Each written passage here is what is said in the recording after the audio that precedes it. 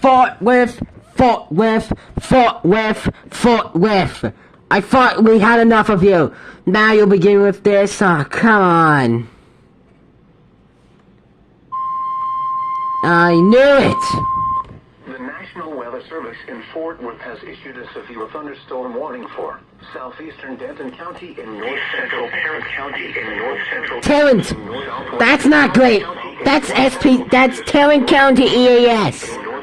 That's Tarrant County! p.m. Central Daylight Time. Central Daylight Time. At 9:53 p.m. Central Daylight Time, a severe thunderstorm was located over Irving, moving northeast. What the hell? Per hour, 40 miles per hazard. Quarter-size hail. Quarter-size source.